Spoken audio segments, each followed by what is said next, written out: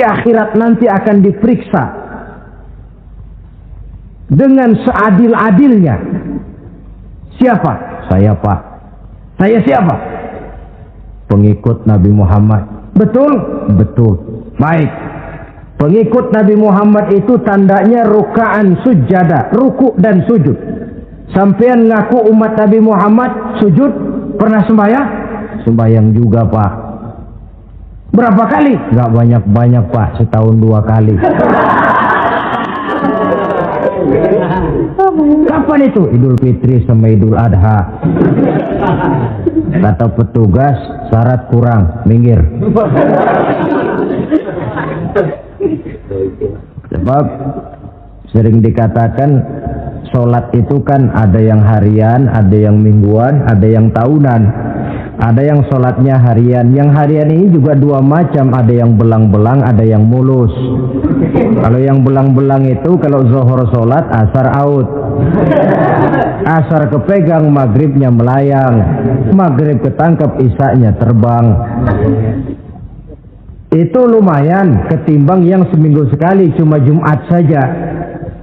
Yang Jumat pun agak lumayan lah daripada yang setahun 2 kali cuma Idul Fitri dan Idul Adha.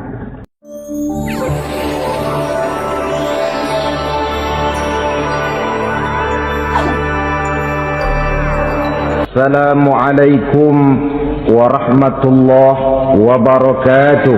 Waalaikumsalam warahmatullahi wabarakatuh.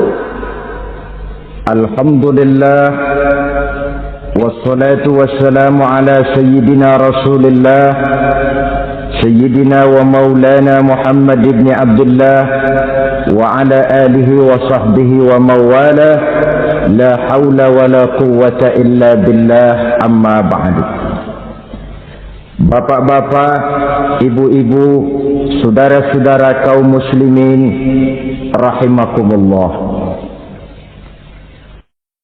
Rangka memperingati Maulid Nabi besar Muhammad sallallahu alaihi wasallam. Yang penting dari peringatan Maulid ialah membicarakan bagaimana sebenarnya identitas umat Rasulullah sallallahu alaihi wasallam. Sebab apa? Adalah suatu hal yang wajar bahwa seorang pengikut menyesuaikan tingkah laku, gaya hidup dengan orang yang diikutinya. Jangankan di dunia ini, di akhirat nanti identitas ini akan dimintakan pertanggunggan jawab dan akan ditanyakan kepada kita. Sekurang-kurangnya menjadi pengikut rombongan orang besar merupakan suatu nikmat. Paling tidak kita bisa numpang mujur. Kalau saya berangkat ke Bali ikut rombongan Pak Menteri misalnya, saya bisa bebas timbangan, tas saya tidak usah diperiksa-periksa barangkali. Kenapa? Ini rombongannya Pak Menteri, numpang mujur. Itu sekurang-kurangnya. Tetapi tentu untuk menjadi anggota rombongan Pak Menteri ini kan harus ada tanda, ciri-ciri atau yang disebut identitas. Kalau kita mengaku dan memproklamirkan diri sebagai umat Nabi Muhammad, sebagai pengikut beliau, apa sih identitasnya, ciri-cirinya? Inilah yang akan kita bicarakan pada kesempatan ini, bersumber dari surah Al-Fatah ayat 29. Allah Subhanahu wa taala menjelaskan Muhammadur Rasulullah, bahwa Nabi Muhammad itu adalah utusan Allah, pesuruh Allah. Walladzina ma'ahu, dan orang-orang yang bersamanya, orang yang mengikuti ajarannya, para sahabatnya, kita ini para pengikutnya, mempunyai ciri atau identitas. Dalam ayat ini ada 5 ciri yang dijelaskan. Pertama, asyidda'u 'alal kuffar, pengikut Nabi Muhammad bersikap tegas kepada orang-orang kafir. Apa artinya tegas di sini? Saudara-saudara, tegas di sini artinya bukan main marah-marahan, tidak ngajak berkelahi, bukan juga menantang perang. Tegas di sini artinya mempunyai prinsip, mempunyai garis yang nyata di dalam keyakinan beragama. Garisnya apa? Tidak lain, lakum dinukum waliyadin. Bagi Tuhan agama Tuhan, bagi kami agama kami. Silahkan Tuhan melaksanakan agama Tuhan, kami akan melaksanakan agama kami. Kami menghormati Tuhan, Tuhan pun menghormati kami. Tetapi soal agama tidak usah dicampur adukkan. Identitas semacam ini perlu kita tegakkan kembali. Sebab apa? Sebab di zaman sekarang orang mulai mengaburkan nilai-nilai kebenaran dari agama, yang pada akhirnya menanamkan sikap ngambang terhadap agama. Misalnya kita ini dibuai dengan kalimat yang kelihatannya bagus tapi sebenarnya mengandung racun. Kata orang, jangan fanatik, semua agama kan bagus, semua agama benar, semua agama thayyib. Terus terang saja, saya bukan tidak setuju dengan kalimat itu. Saya beranggapan kalimat itu belum sempurna. Semua agama benar, jangan titik di situ, itu baru sekedar koma. Semua agama benar, koma, bagi penganutnya masing-masing, titik. Semua agama baik, koma, bagi penganutnya masing-masing, titik. Bagi kita yang muslim, yang benar Islam. Dan seorang muslim yang berani membenarkan semua agama, seorang muslim yang berani berkata semua agama benar, sekurang-kurangnya munafik kalau tidak menjadi murtad. Wah Pak, itu namanya fanatik dong. Betul. Yang tidak boleh kan fanatik kepada suku, yang tidak boleh kan fanatik kepada guru, tapi fanatik kepada agama dalam arti berpegang teguh kepada agama merupakan bagian daripada kehidupan beragama. Hanyalah kalau umat Islam ini fanatik dengan agamanya, dia akan konsekuen, baik melaksanakan, mengamalkan maupun mengembangkan agamanya. Saya cinta kepada suku saya, tapi tidak lalu fanatik. Cinta suku boleh, fanatik kepada suku salah. Cinta kepada guru bagus, fanatik kepada guru jelek. Cinta kepada agama bagus, fanatik kepada agama wajib. Hanya dengan fanatik kepada agama orang konsekuen. Yang jelek itu kan kalau sudah fanatisme kesukuan. Contoh, misalnya mentang-mentang orang Sunda, lalu ngomong saya ogah dengerin ceramah. Kenapa? Ustaznya bukan orang Sunda sih. Ini nggak bener, emangnya Nabi Muhammad kelahiran Ciamis? Kan tidak.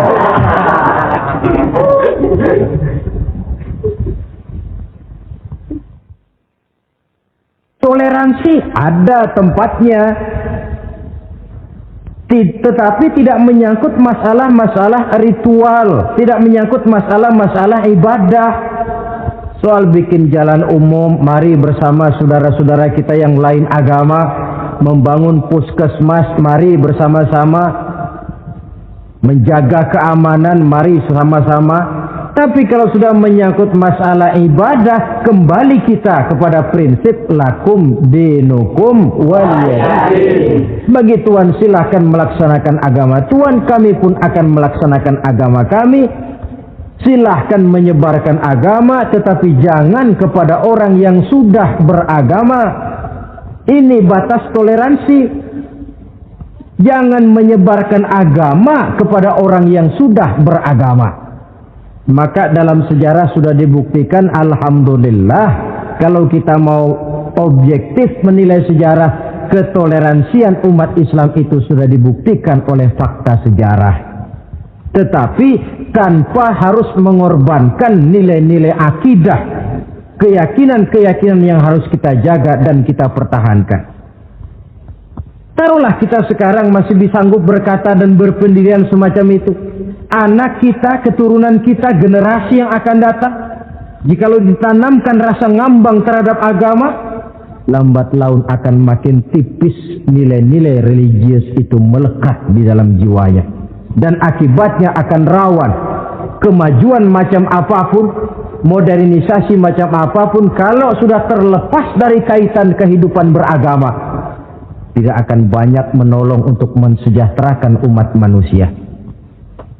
Asyidda'u 'alal kuffar, bersikap tegas kepada orang-orang kafir. Ini sikap yang pertama, identitas yang pertama. Yang kedua, ruhama'u bainahum, kasih sayang kepada sesama mereka. Kalau kepada orang kafir tegasnya bukan main, tapi kembali ke dalam, kembali kepada sesama muslim, kasih sayang setengah mati. Saling asah, saling asih, saling asuh, saling mengalah buat kepentingan yang lain. Ini sudah dicontohkan dalam sejarah ketika Rasulullah dan para sahabat hijrah ke Madinah. Orang Madinah yang menyambut kedatangan orang Makkah itu kan disebut Ansor. Betul apa betul? Lah orang Makkah ini yang hijrah ke Madinah disebut kaum Muhajirin. Apa orang Madinah menyambut kedatangan orang Makkah itu mentang-mentang orang asli Madinah lalu tolak pinggang? Kamu kemari pendatang ya, awas jangan bertingkah. Tidak. Masing-masing malah mencari saudara. Karena apa? Persaudaraan dalam Islam diikat dengan akidah. Artinya ini dari manapun orang datang, apapun warna kulitnya, bahasa apapun yang dia pakai, jikalau akidahnya sama, dia saudara kita. Hadirin, terus terang saja ya. Banyak orang-orang yang tidak senang kalau melihat umat Islam sampai bersatu. Maka segala macam cara mereka lakukan agar kita jangan bersatu. Terang-terangan menghantam Islam, tidak mungkin orang berani. Kenapa? Saya pikir sebodoh-bodohnya umat Islam, dia masih fanatik sama agamanya. Dia masih sanggup bilang, "Mas, gue emang gak sembayang, tapi agama gue lu hina, gue bacok lu." Itu kan positif, fanatisme agama namanya. Maka orang menghantam Islam itu lalu nggak berani terang-terangan. Caranya belajar dari Van der Plas, belajar dari Snokor-Gronya. Mau menghantam Islam, masuk ke tengah-tengah umat Islam. Pakai peci, kalau perlu pakai sorban, pakai sorban. Nggak bisa assalamualaikum latihan, assalamualaikum, hantam Islam dari dalam. Caranya, kalau perlu dibuatkan merek-merek Islam, yang mereknya Islam tapi tujuannya bikin kacau dalam Islam. Muncullah yang namanya Islam ingkar sunnah, muncul yang namanya Islam sejati, Islam, mereknya Islam, tujuannya bikin kacau dalam Islam. Kalau dia sudah mengkafirkan orang lain yang tidak sepaham dengan dia, tidak mau bermakmum kepada orang yang sepaham dengan dia. Kalau cara ini tidak kena, mereka putar lagu lama. Apa lagu lama itu? Lagu khilafiyah. Lagu lama itu supaya kita sengketa sesama kita, mempersoalkan hal-hal kecil, waktu terbuang, energi habis untuk mempermasalahkan hal yang tak pernah kunjung selesai. Sering kejadian toh di kampung-kampung, yang satu pakai usolli, yang satu tidak, lalu pisah RT. Yang satu azan sekali Jumatan, yang satu 2 kali, lalu bangun masjid lagi. Yang satu kunut, yang satu tidak, asaholo. Persoalan yang semacam ini sampai kiamat tidak akan kunjung selesai. Oleh karena itu potensi yang besar ini tidak tersalurkan dengan wajar karena kita centang perenang di dalam, tidak pandai menjaga kesatuan dan persatuan sebagai modal dasar untuk berbuat yang lebih baik. Adalah lebih baik kita ini mencari titik-titik persamaan dan bukan memperbesar pola perbedaan. Ruhama'u bainahum, kasih sayang sesama mereka. Imam Ghazali memberikan contoh, kun kal yadain wala takun kal uzunain. Hai umat Islam, hiduplah kamu seperti dua tangan, saling asah, saling asih, saling asuh, saling mengalah buat kepentingan yang lain. Coba lihat dua tangan kita, rukunnya bukan main. Kalau tangan kanan maju ke depan, kata yang kiri, oke, saya mengalah, dia mundur ke belakang. Kiri di depan, kata kanan, sekarang giliran saya ngalah, dia mundur ke belakang. Akhirnya kita jalan lenggang. Enak nggak dilihat orang? Coba kalau nggak ada yang mau ngalah, tangan kanan ke depan, kata yang kiri, gue juga bisa, dia ke depan lagi. Depan kayak robot kita jalan. Lalu mekanisme kerjanya, tangan kanan kerjanya bagus-bagus toh. Salaman tangan kanan, tanda tangan tangan kanan, hitung duit tangan kanan, ambil kue tangan kanan. Kiri nggak pernah protes, tahu posisi. Memang tugas saya bidang pembersihan, ya pembersihan saja dilakoni. Artinya apa ini? Yang satu dengan yang lain saling memperkuat walaupun komposisinya berbeda. Dicontohkan dalam perjalanan kehidupan sahabat Nabi. Sahabat Nabi yang paling terkenal itu 4 orang. Sayyidina Abu Bakar, Sayyidina Umar bin Al-Khattab, Sayyidina Utsman bin Affan, Sayyidina Ali bin Abi Thalib. 4 sahabat ini kalau kita lihat komposisinya, keahliannya lain-lain. Coba, ada Sayyidina Abu Bakar, ini sahabat merangkap mertua. Kalau bahasa sekarang, Abu Bakar ini disebut kiai diplomat. Kiai karena beliau orang alim, diplomat karena pandai bersiasat, ahli politik. Kemampuan berpolitiknya digunakan buat kepentingan agama. Sebab siapapun yang berpolitik untuk kepentingan agama, tentu kita doakan. Tetapi siapapun yang jual agama untuk kepentingan politik, kita juga berdoa. Cuma tentu doanya lain dengan yang berpolitik buat agama tadi. Saudara hadirin yang saya hormati, ada Umar bin Khattab. Ini kalau bahasa sekarang disebut imam jenderal ini. Imam tapi jenderal, jenderal tapi imam. Kenapa imam? Karena dia mampu memimpin jamaah di masjid. Kenapa jenderal? Karena dia sanggup memimpin tentara di medan perang. Kegagahannya, keberaniannya, keperkasaannya digunakan membantu perjuangan Rasul. Ada Utsman bin Affan, santri ekonom. Kenapa santri? Karena dia orang kaya. Kenapa ekonom? Karena dia pengusaha bergerak di bidang bisnis. Keuntungan usahanya untuk membantu perjuangan Rasul. Ada Ali bin Abi Thalib, tokoh muda tapi intelek. Masih muda tapi rela mengorbankan nyawa demi keselamatan Rasul di malam hijrahnya. Alangkah nikmatnya umat Islam ini kalau punya kiai diplomat, imam jenderal, santri ekonom, pemuda intelek yang masing-masing bekerja sama menunjang untuk kepentingan agama. Ruhama'u bainahum, kasih sayang di antara sesama mereka. Mobil, kenal mobil nggak? Ya. Mobil itu baru bisa jalan dengan baik kalau seluruh onderdilnya kompak. Kalau yang satu sudah merasa dirinya lebih penting dari yang lain, alamat mobil udah deket mogok. Misalnya yang jadi bensin nyombong, kalau nggak lantaran saya nggak bakalan jalan nih mobil.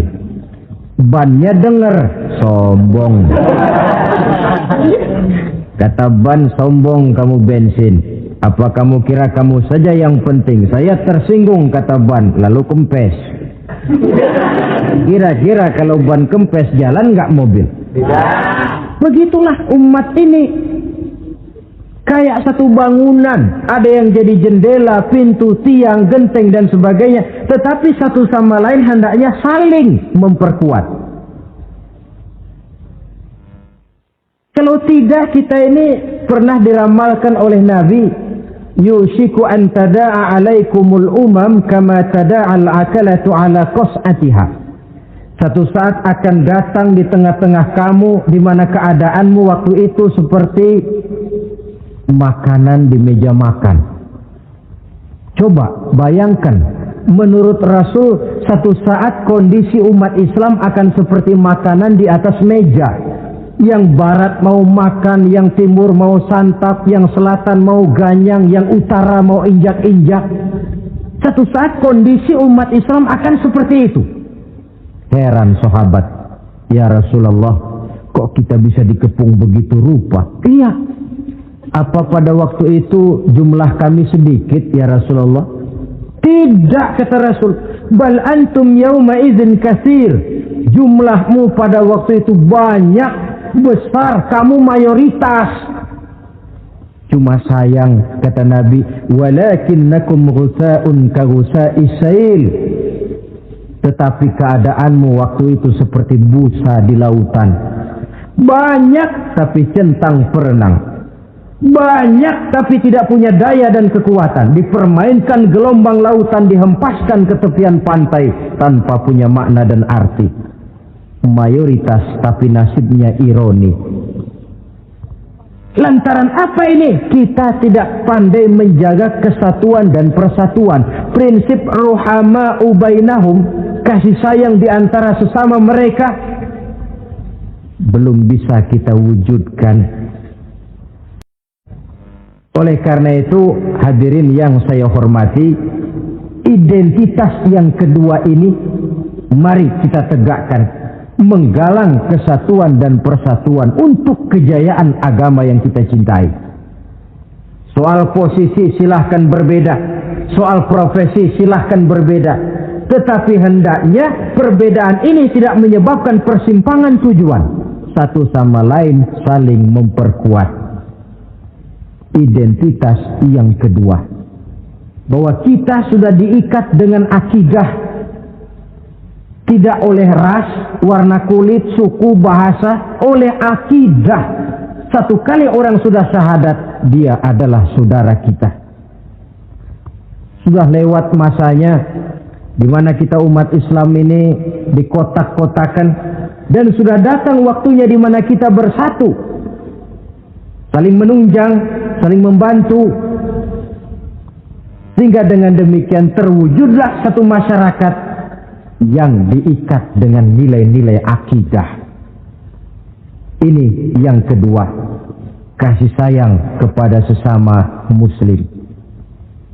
Satu badan itu kalau yang satu sakit, yang lain kan akan ikut merasa sakit. Saudara jalan tengah malam, ibu jari tersandung batu, meletak. Begitu ibu jari tersandung batu, kontan, darah keluar. Mulut bilang aduh, kepala ikut pusing, nggak pakai diundang. Solidaritas sosial yang terjadi secara reflektif. Tidak ada ibu jari tersandung, mulutnya malah ngomel, rasain lo. Masa nyumpain badan sendiri, kan tidak mungkin. Tapi ini yang terjadi, kita lihat. Akibat apa? Tidak terwujudnya solidaritas sosial yang bersifat refleksif tadi. Nah, inilah saudara-saudara identitas yang kedua. Yang ketiga sekarang, pengikut Nabi Muhammad sallallahu alaihi wasallam itu cirinya yang ketiga, tarahum ruk'an sujjada.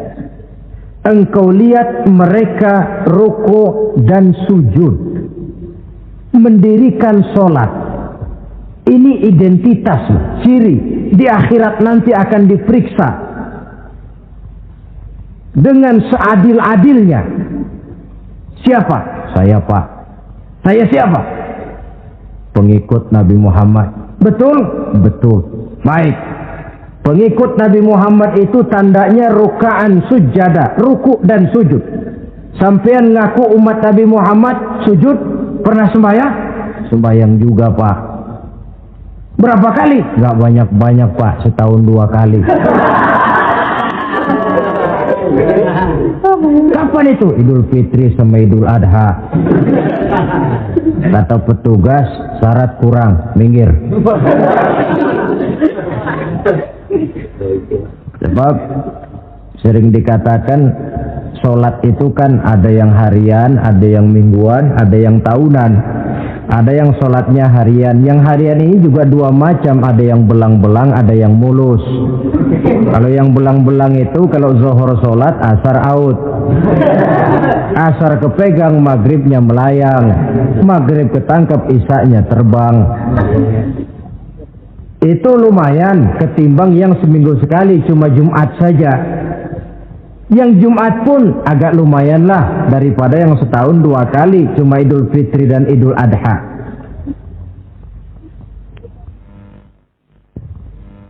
Tetapi bagaimanapun juga sholat ini memang merupakan keperluan dalam kehidupan kita. Ciri identitas yang memperkaya kepribadian.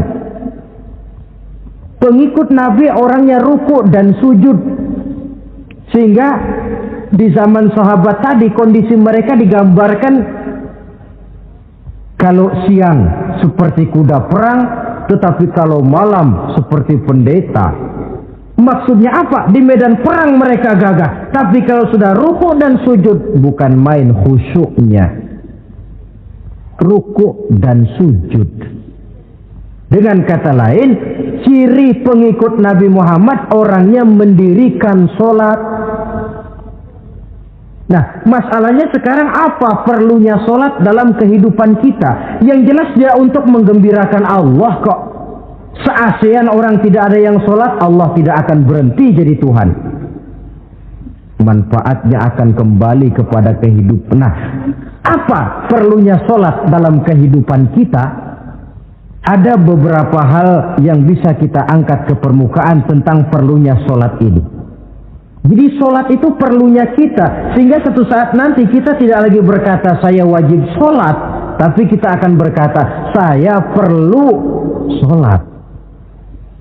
Apa perlunya sholat dalam kehidupan kita? Pertama, sholat itu membuat orang rendah hati.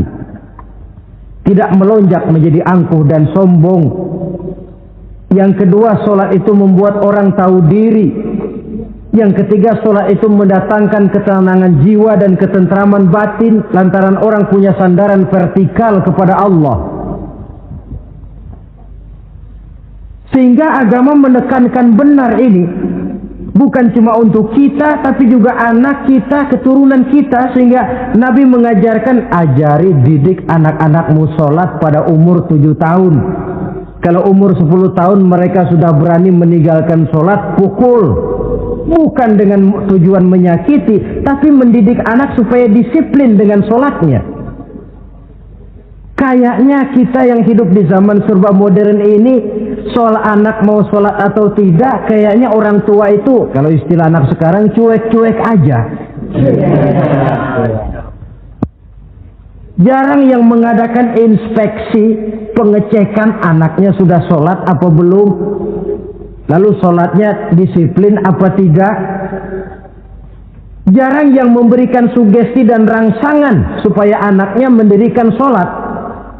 Saya jarang mendengar orang tua muslim yang berkata, nak, kalau kau hafal Fatihah dengan artinya bapak beliin sepatu baru. Nak, kalau kau hafal juz amma, bapak beliin sepeda. Sugesti untuk hal-hal yang bersifat agama sangat langka. Tapi kalau sudah hal-hal yang bersifat umum, wah, nah, kalau kamu lulus nanti SD ya, kita piknik ke Tangkuban Perahu, lulus SMP tur ke Bali, lulus SMA piknik ke Singapura. Rangsangan dan dorongan, baguslah itu. Tetapi alangkah akan lebih bagusnya jika untuk hal-hal yang bersifat agama kita pun sanggup memberikan sugesti, rangsangan dan dorongan kepada anak-anak kita. Sehingga sejak kecil mereka sudah terbiasa dengan sholat. Sejak kecil mereka sudah disiplin dengan sholatnya. Sebab kalau tidak, kayu itu kalau mau dibengkokkan pada saat dia masih kecil. Kalau sudah besar baru mau dibengkokin, repot kayu itu. Membentuk orang soleh itu harus dimulai sedini mungkin. Karena itu salah satu fungsi solat Allah jelaskan inna sholata tanha 'anil fahsya wal munkar. Bahwa solat yang dikerjakan dengan betul mampu mencegah manusia dari perbuatan yang keji dan munkar. Jadi dengan kata lain orang yang disiplin dengan solat terpeliharalah dirinya dari perbuatan yang keji dan munkar.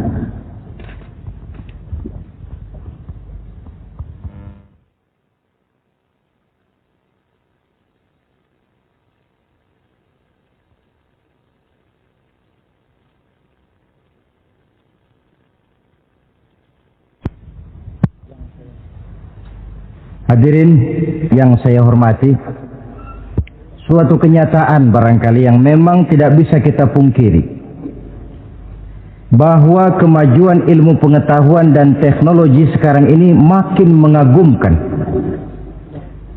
Dunia seolah-olah telah dirombak oleh manusia dari sebuah daerah kosong menjadi gedung-gedung pencakar langit yang tinggi.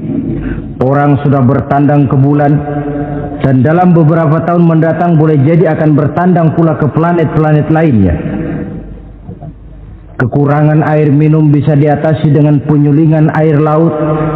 Kekurangan areal pertanian bisa diatasi dengan merombak gurun pasir yang gersang dan tandus menjadi sawah ladang yang menghasilkan kebutuhan hidup manusia.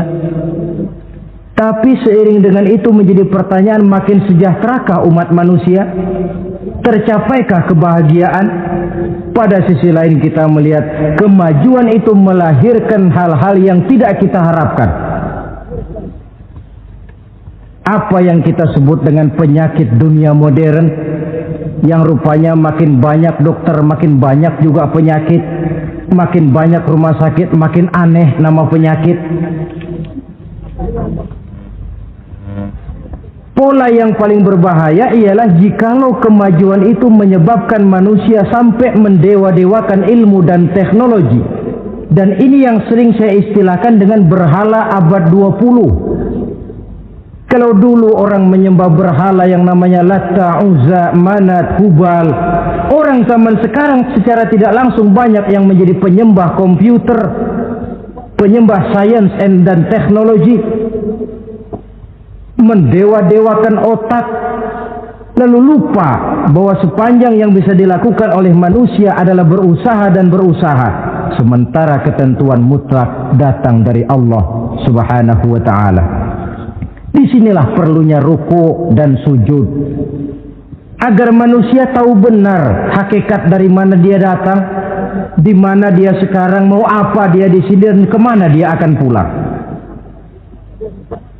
Oleh karena itu, pada kesempatan ini saya mengajak, marilah identitas ini kita tegakkan dalam diri kita, menjadi pengikut yang ruku dan sujud di hadapan Allah. Sebab di sana terdapat sumber kekuatan, baik dia kekuatan batin, kekuatan jiwa, kekuatan dalam semangat perjuangan, kekuatan dalam menegakkan yang ma'ruf dan menghancurkan yang munkar. Sandaran kita kepada Allah. Saudara mungkin masih ingat ketika Rasulullah dan Abu Bakar hijrah, mereka berdua tidak langsung ke Madinah tapi berada di Gua Sur 3 malam 2 hari lamanya.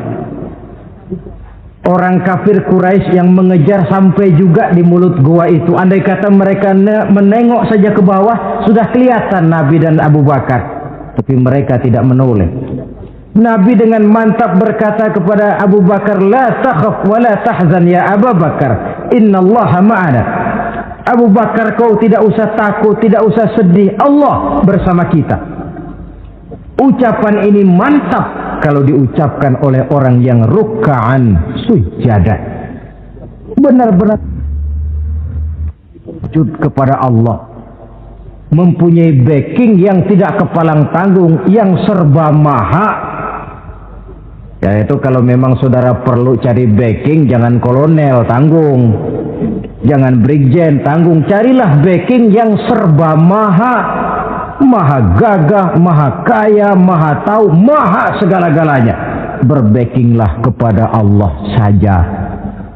dengan jalan ruk'an sujada, ruku' dan sujud dalam kehidupan ini. Ini identitas yang ketiga. Yang keempat sekarang, pengikut Nabi itu apa tandanya? Yabtaghuna fadlan minallah wa ridwana. Mereka selalu mencari karunia dan keridhaan Allah. Karunia dan keridhaan. Jadi tidak hanya mencari sekedar karunia, tetapi juga mencari ridho. Oleh karena itu seorang pengikut Rasul, di dalam dia berdagang misalnya, dibatasi oleh pertanyaan, cara saya ini Allah ridho apa tidak? Dia cari rezeki, dibatasi oleh pertanyaan, Allah ridho apa tidak? Dia menginginkan jabatan yang tinggi, tapi tetap dalam kerangka pertanyaan, kalau cara ini Allah ridho apa tidak? Sehingga tidak lantas menghalalkan cara apapun halal asal tujuan tercapai, itu kan caranya PKI. Asal tujuan tercapai cara apa saja halal. Seorang muslim pengikut baginda Nabi tidak diajarkan semacam itu. Kenapa perlu mencari keridhaan Allah, karunia yang Allah ridho? Karena apapun yang kita pakai, apapun yang kita makan, terutama jikalau bersumber dari sesuatu yang Allah tidak ridho, katakan yang haram misalnya, akan mempengaruhi gaya dan gerak hidup kita. Contoh, kata Imam Ghazali, kalau engkau terlalu senang memakan makanan yang haram, dia akan mempengaruhi caramu berpikir sehingga kau akan cenderung berpikir yang haram. Mencari karunia yang Allah ridho, dan hidup itu kalau sudah mendapat ridho Allah, sudah satu kenikmatan yang tidak bisa dibeli dengan nilai materi yang bagaimanapun banyaknya. Karena itu biarlah kita orang mukmin ini di dunia hidup kaya asal Allah ridho saja, nggak apa-apa. Biar rumah kita gedung, punya mobil bagus, uang banyak, kalau Allah ridho enak. Daripada sudah melarat tinggal di pinggir kali, rumahnya gubuk, Allah marah lagi. Kapan mau senang orang macam begitu?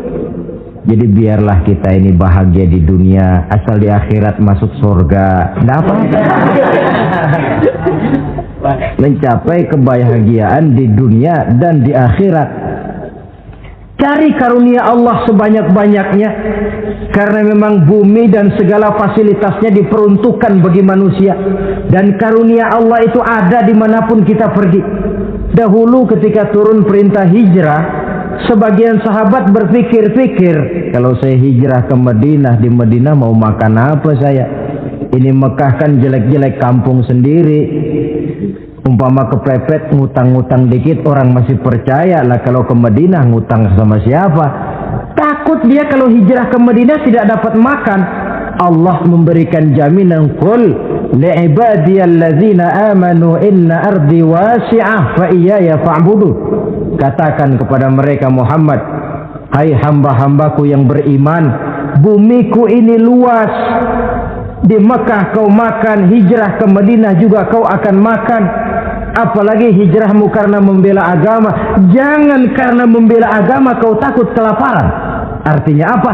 Karunia Allah itu ada dimanapun.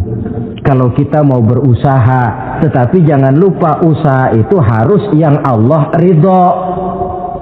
Kalau sekedar hasil usaha cara apapun boleh, ya dapat, tetapi tanpa ridho semuanya tidak akan membawa ketenangan, ketentraman dan kebahagiaan. Allah itu kan maha pengasih, tidak pilih kasih katanya. Artinya apa? Semuanya Allah kasih. Orang kalau mau berusaha dapat, itu logika, sunnatullah kata kita, hukum alam kata orang. Kalau mau berusaha mesti dapat. Tetapi kasih sayang Allah ini tidak diberikan kepada setiap orang. Kalau pengasihnya berlaku kepada semua orang, mau kafir mau beriman, kalau berusaha dapat. Itu Rahman namanya. Tapi Allah tidak cuma Rahman, Allah juga Rahim, Maha Penyayang. Bedanya apa? Orang yang dikasih itu belum tentu disayang.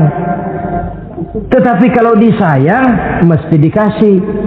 Kalau tidak dikasih, tentu ada pertimbangan lain untuk kepentingan kita. Misalnya, anak kita baru kelas 1 SMP, datang, Pak, beliin motor buat sekolah. Kita lalu menilai anak ini nggak ada motor saja, kadang-kadang jarang sampai ke sekolah, apalagi dibeliin motor, bisa dari rumah berangkat ke sekolah nggak sampai. Tidak dibelikan bukan karena tidak sayang, justru karena sayangnya ada pertimbangan lain untuk kepentingan si anak. Tetapi kadang-kadang anak sendiri berpikirnya lain. Bapak katanya sayang, minta dibeliin motor saja tidak dibelikan. Dia menilai orang tuanya tidak sayang, padahal justru sayangnya lalu tidak dibelikan.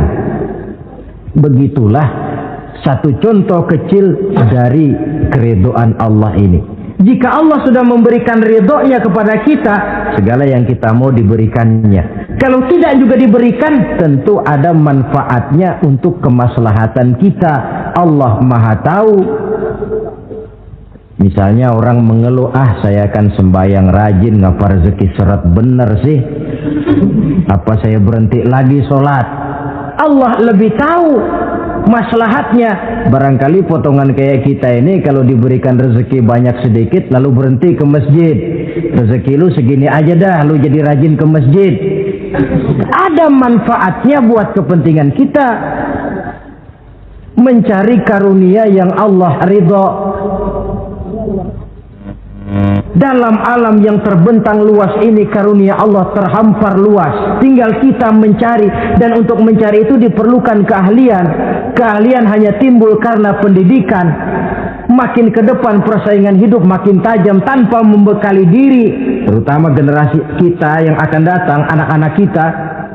Boleh jadi mereka akan tersudut ke pojok-pojok kehidupan untuk kemudian lebih banyak jadi penonton daripada sekedar pemain.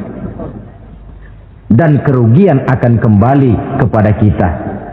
Karena itu cari karunia Allah sebanyak-banyaknya, tapi dengan garis bawah yang Allah ridho. Sekali lagi, carilah karunia Allah sebanyak-banyaknya dalam kehidupan ini, tetapi dengan menggarisbawahi yang Allah ridho. Inilah identitas yang keempat. Yang kelima sekarang, identitas yang terakhir, simahum fi wujuhihim min atharis sujud. Di muka mereka ada tanda bekas sujud. Ini pengikut Rasulullah sallallahu alaihi wasallam. Bekas sujud, iya. Apa bekas sujud itu? Apa jidatnya hitam kebanyakan sujud? Mungkin. Mungkin. Karena rajin sujud lalu berbekas. Boleh jadi, tapi soal hitam di jidat sih gampang digosok-gosok. Yang terpenting asarus sujud di sini dalam bentuk sikap mental. Apa sikap mental yang saya maksud? Orang yang rajin sujud itu lalu membekas dalam kehidupannya pengaruh sujud. Apa pengaruh sujud? Karena rajin sujud timbul ikhlasnya. Kalau sudah berbuat, yang penting itu Allah. Orang lain mau tahu atau tidak, orang lain mau puji atau tidak, yang penting Allah. Sebab kalau sudah dia usolli fardal maghribi Allahu Akbar, dia tinggalkan dunia dan seluruh isinya. Naik dia menghadap Allah. Selamat tinggal sebentar dunia, nanti saya balik lagi. Yang ada cuma dia dan Allah dalam dialog langsung. Timbul keikhlasan, terjemahannya dalam kehidupan. Berbuat tanpa pamrih, tidak suka menepuk jasa dan menghitung jasa. Sebab biasa orang itu kalau sedang perang tidak sempat ngaku jadi pahlawan, tapi kalau perang sudah selesai nggak kenal bedil ngaku pahlawan. Kalau perang sedang berkecamuk, jarang yang mengaku pahlawan. Kalau sudah perang selesai, masing-masing nepuk dada. Seorang yang ikhlas, seorang yang berbuat tanpa pamrih, dan ini pengaruh sujud dalam kehidupan. Lalu Lalu apalagi timbul jujurnya. Kenapa? Kalau dia sholat zuhur 4 rakaat, lalu umpama selesai 3 rakaat dia salam, orang lain tentu tidak tahu dia korupsi 1 rakaat. Tapi kenapa tidak dia lakukan? Ada Allah sih yang tahu. Timbul kejujuran, disiplin murni yang berakar dari hatinya sendiri. Lalu apa lagi? Kesabaran. Dilatih lewat sholat. Kalau belum selesai 4 rakaat, jangan berhenti sholat isya umpamanya. Dan banyak lagi pengaruh-pengaruh atharus sujud. Ini di dunia. Di akhirat nanti kata Nabi, inna ummati ya'tuna yaumal qiyamah ghurran muhajjalin min atharil wudu. Umatku di hari kiamat nanti akan datang menghadap Allah dengan muka berseri-seri dari sebab air wudu. Mukanya bersinar-sinar karena di dunia rajin wudu.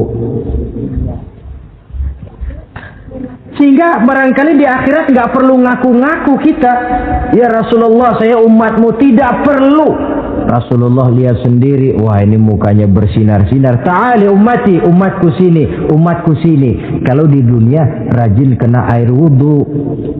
Ya rajin wudu artinya kan rajin sholat. Masa ada orang wudu aja nggak sholat, kan model.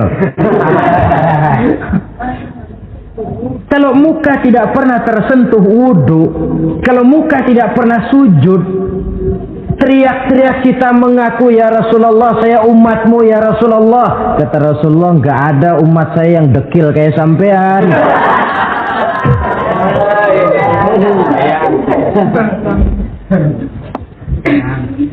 Itulah sebabnya pada kesempatan ini saya mengajak mari membiasakan diri berwudu.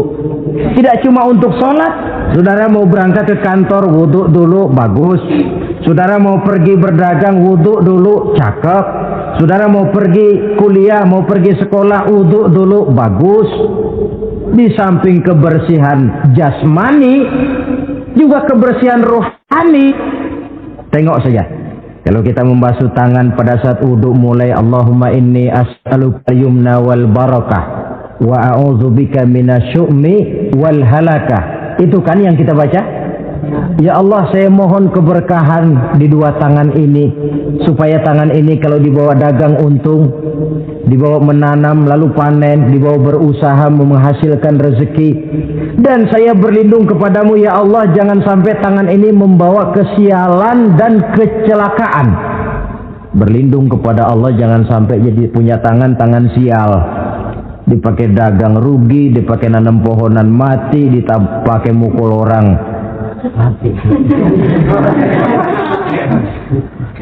Tangan sial.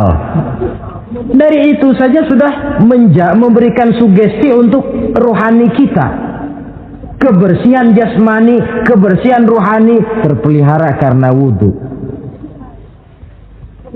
Jadi atharus sujud, pengaruh sujud membekas di dalam kehidupan. Sehingga oleh Syekh Muhammad Abduh dijelaskan, walikulli ibadatin minal ibadati sahihah atharun fi taqwimi akhlaqil qaimi biha wa tahzibi nafsihi. Setiap ibadah yang dikerjakan dengan betul pasti mempunyai pengaruh yang nyata dalam meluruskan moral akhlak orang yang melaksanakan ibadah itu sendiri. Jadi sujud kita betul apa tidak? Lihat saja pengaruhnya dalam kehidupan kita. Sholat kita sudah betul apa tidak? Lihat saja pengaruhnya dalam kehidupan kita. Kalau sujud ya sujud, tapi judi jalan juga, nah, sujudnya belum betul. Waktunya sholat ya sholat, waktunya mabuk, sholatnya belum betul. Waktunya ruku ya ruku, giliran nyolong, sholatnya belum betul. Sebab sholat yang dikerjakan dengan betul, sujud yang dikerjakan yang punya pengaruh nyata dalam kehidupan, kelihatan bekasnya dari tingkah laku dan gerak kita di dalam menelusuri kegiatan hidup ini. Maaf, Dengan sedikit pahit barangkali kita memang harus berkata, masih banyak di antara kita umat Islam ini yang melaksanakan ibadah hanya dengan prinsip asal sekedar gugur kewajiban. Perkara ada pengaruhnya atau tidak dalam diri kita, kita malas untuk mengadakan evaluasi. Akibatnya ibadah yang kita kerjakan tidak mempunyai pengaruh dalam membentuk kepribadian kita. Orang yang mengucapkan syahadat ada pengaruh dalam jiwanya. Orang yang mendirikan sholat ada pengaruh dalam membentuk kepribadiannya. Orang yang melaksanakan puasa ada pengaruh dalam perkembangan jiwanya. Orang yang mengeluarkan zakat ada pengaruhnya dalam mengelola hartanya. Orang yang melaksanakan ibadah haji ada perubahan dalam kegiatan hidupnya. Dari yang negatif kepada yang positif tentunya. Simahum fi wujuhihim min athari sujud. Di muka mereka, di muka pengikut Rasulullah ini ada tanda pengaruh bekas sujud. Karena rajinnya dia melaksanakan sujud di dalam kehidupan ini. Nampak pengaruh yang nyata di dalam kehidupannya, dalam gerak dan tingkah lakunya. Saudara hadirin, ma'asyiral muslimin rahimakumullah. Inilah 5 identitas yang harus kita tegakkan jikalau kita mau jadi umat yang konsekuen.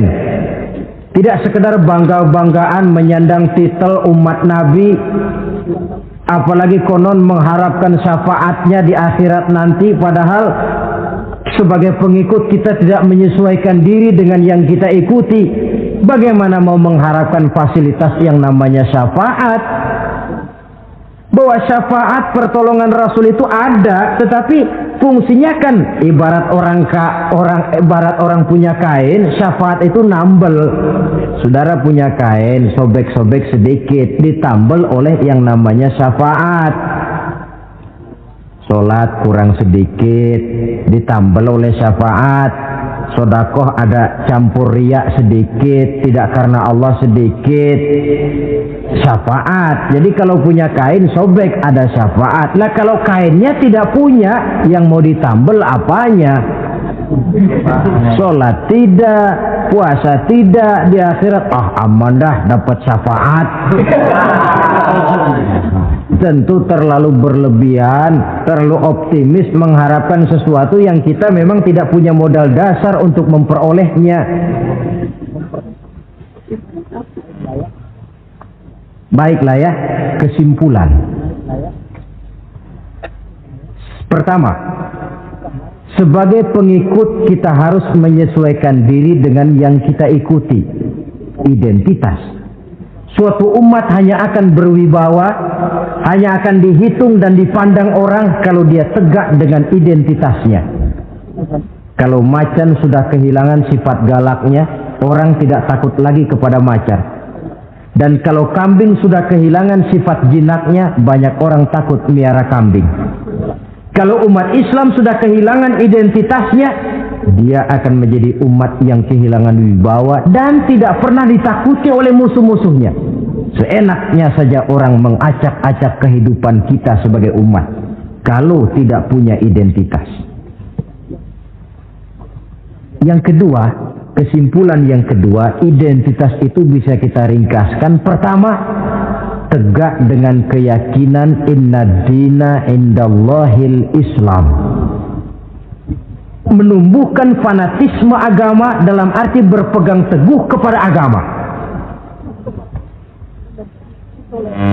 Menempatkan toleransi pada tempatnya yang wajar. Tidak mencampur adukan semua agama. Tegas di dalam mempertahankan akidah.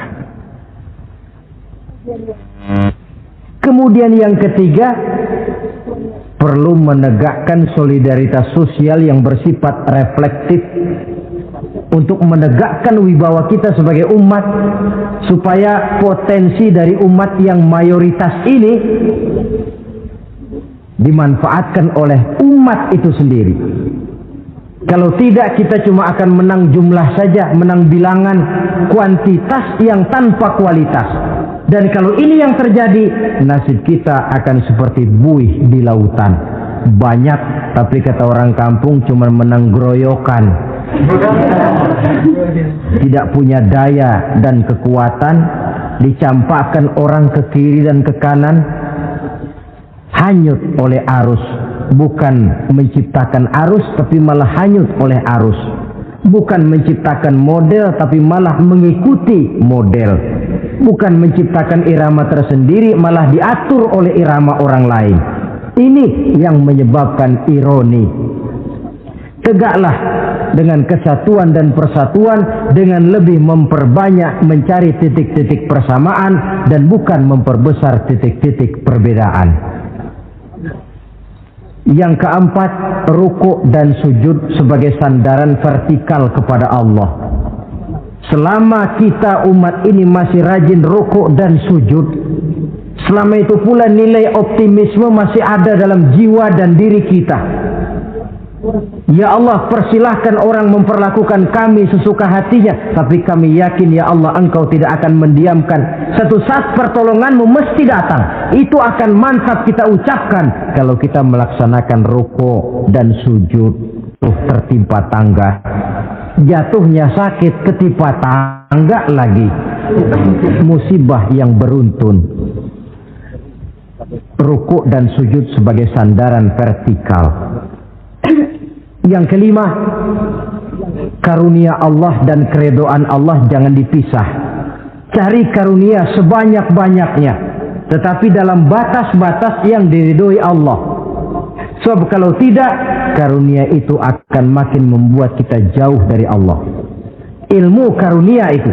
Tapi kalau tidak diridhoi Allah, Nabi ingatkan, man izdada ilman wa lam yazdad huda, lam yazdad minallahi illa bu'da.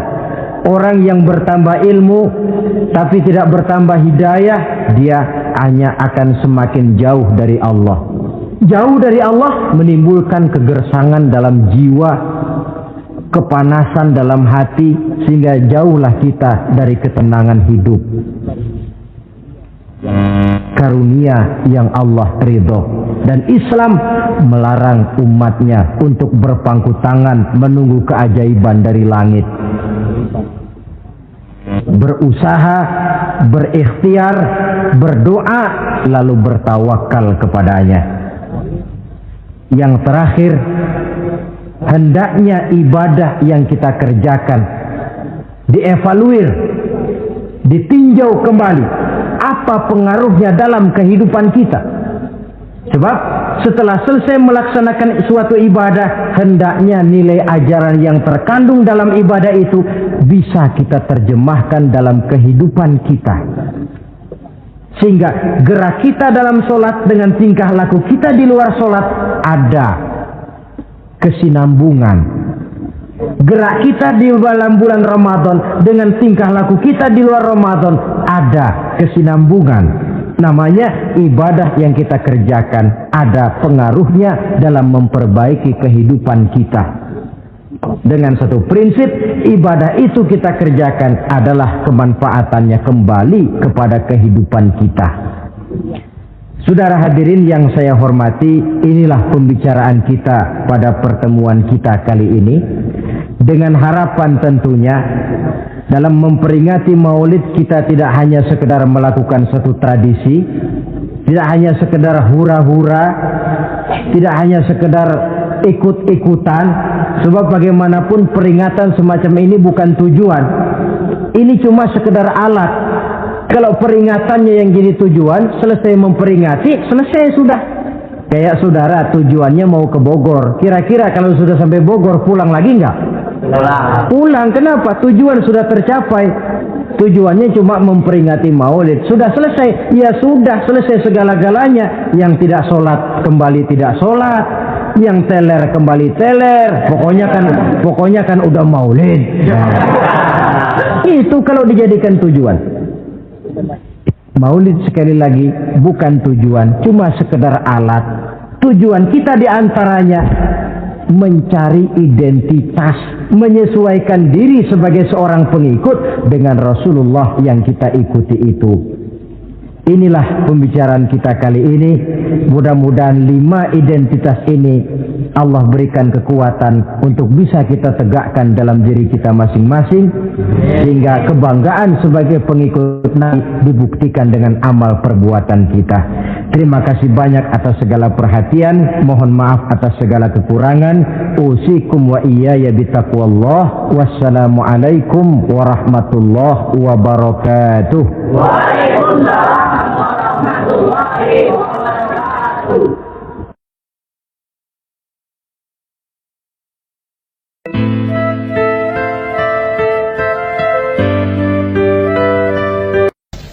Bapak-bapak, ibu-ibu, saudara-saudara kaum muslimin rahimakumullah.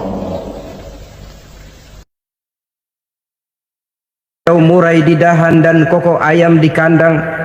Dunia ini penuh dengan berbagai macam kesibukan. Sejak dari petani yang turun ke ladang, pedagang yang berangkat ke pasar, pelajar yang menuju sekolah, sampai kepada pegawai yang berangkat ke kantor, seluruhnya tidak lain untuk mencari sesuatu yang bernama bahagia. Setiap orang menginginkan kebahagiaan, dan tidak seorang pun menginginkan kesengsaraan dalam kehidupan ini.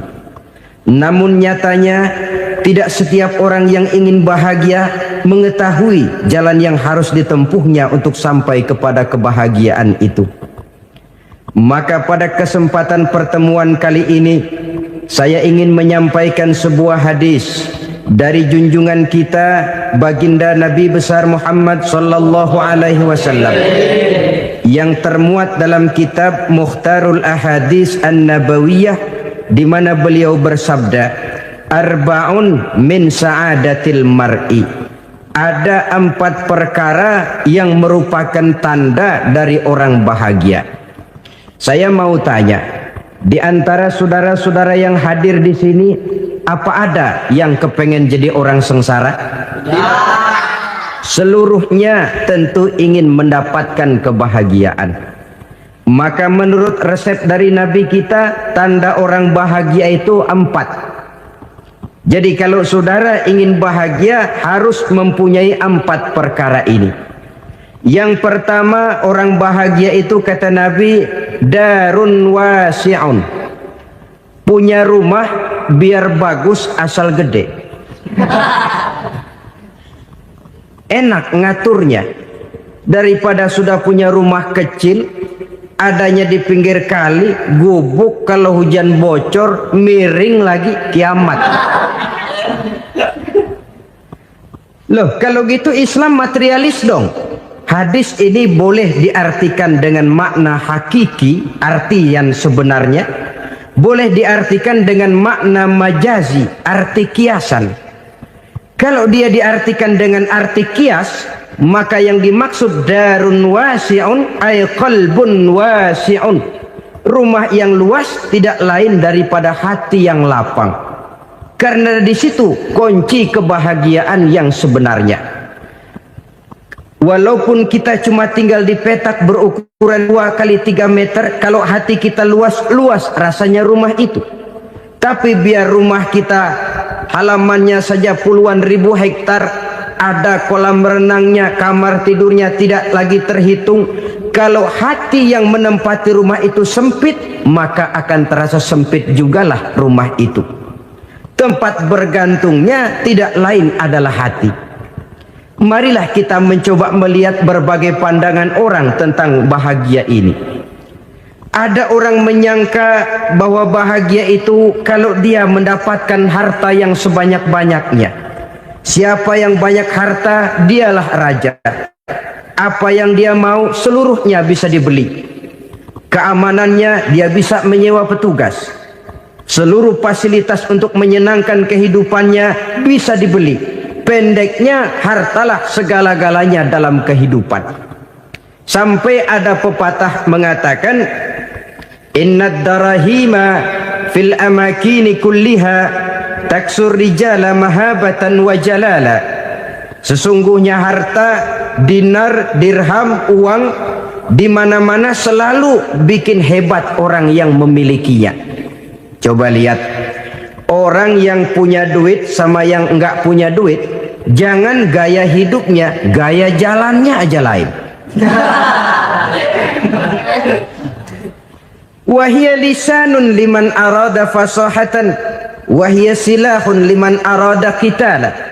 Uang adalah senjata yang paling ampuh bagi orang yang mau pergi perang, dan lidah yang paling fasih bagi orang yang mau bicara. Kalau bicara dengan lidah macet, cobalah bicara dengan harta, lancar. Sampai ada pepatah demikian, segalanya bisa diatur dengan harta. Maka di kalangan orang yang berpandangan semacam itu, seluruh kegiatan hidupnya hanya terfokus kepada bagaimana mengumpulkan harta yang sebanyak-banyaknya. Tidak peduli halal haram, tidak kenal sore pagi siang dan malam, tidak sempat sujud, jauh dari agama, jauh dari kehidupan yang bersifat ruhaniyah, jauh dari Allah dan sebagainya. Sampai dalam Al-Quran dikelompokkan dalam kelompok yang dinamakan lumazah. Allazi jama'a malahu wa addadah yahsabu anna malahu akhladah. Mereka mengumpul-ngumpulkan harta sebanyak-banyaknya dan menyangka bahwa harta yang banyak itu dapat mengekalkan hidupnya, mengekalkan kekayaannya, mengekalkan kebahagiaannya. Saudara hadirin yang berbahagia, kalau pandangan hidup ini benar, artinya kalau harta memang merupakan satu-satunya hal yang dapat membuat orang bahagia, tentu di rumah mewah tidak akan pernah ada tangis derita. Tentu di satu tempat di mana fasilitas hidup serba menunjang tidak ada yang namanya penderitaan. Tapi suka dan duka, sedih dan gembira, senyum dan tawa adalah milik setiap orang, baik dia punya harta maupun dia tidak punya harta. Nyatalah bahwa harta semata-mata bukan merupakan jaminan bahwa orang akan bahagia, walaupun tanpa harta orang sulit untuk bahagia. Saya mau cerita, ada orang super kaya, namanya Aristotle Onesimus, raja tanker Yunani. Dia punya kapal tanker saja konon sampai 11 banyaknya. Punya perusahaan penerbangan yang disebut Olympic Airlines. Punya hotel di berbagai kota besar di dunia ini, sejak dari New York, London, Paris, Rome dan sebagainya. Bahkan punya pulau yang dia namakan Pulau Scorpio. Ini kan namanya sudah kaya nggak tanggung-tanggung, punya pulau. Nah, dia punya 2 orang anak, yang satu laki-laki namanya Alexander, yang satu perempuan namanya Maria Onesimus. Seluruh harapannya tertumpah kepada anak lakinya Alexander ini, yang akan meneruskan usahanya, meneruskan kekayaannya, meneruskan dinastinya. Apa yang terjadi? Ternyata anak yang dia harapkan yang bernama Alexander ini mati muda dalam kecelakaan pada waktu dia olahraga. Apa olahraganya? Namanya olahraga anak orang kaya, golongan jet set. Olahraganya olahraga pesawat terbang. Jatuh, ya nggak kapungut, habis mati. Tinggal satu anak perempuannya, Maria Onesimus. Tapi anak perempuan ini juga malah urakan. Terakhir dia pacaran, bahkan kemudian kawin sama orang Rusia. Rupanya Aristotle Onesimus ini broken. Kekayaannya yang berlimpah ruah, perusahaannya yang begitu banyak, siapa yang akan meneruskan? Siapa yang akan menggantikan? Sampai kemudian dia mengurung diri di Pulau Scorpio dan mati di sana secara mengenaskan. Seorang multi jutawan, seorang yang super kaya, mati menyendiri di pulau sepi. Ibarat kata pepatah, anak ayam mati di lumbung. Bukan kekurangan makanan, keurugan makanan. Begitu kehidupan Aristotle Onesimus. Dan banyak orang-orang yang sudah demikian kaya sampai dibingungkan oleh kekayaannya sendiri. Telusurilah kehidupan David Rockefeller misalnya, Henry Ford misalnya, Adnan Khashoggi misalnya. multi jutawan yang kadang-kadang dibuat keder oleh kekayaannya sendiri. Pantas ketika Imam Ali ditawarkan orang, "Ya Ali, kalau kepadamu disuruh pilih ilmu atau harta, kau pilih mana?" Ya jelas pilih ilmu dong. Kenapa? Pertama, ilmu kalau kita berikan kepada orang lain tambah. Tapi harta kalau kita berikan kepada orang lain kurang. Saudara punya uang 10.000, dibagi orang 5.000, jelas uang saudara berkurang.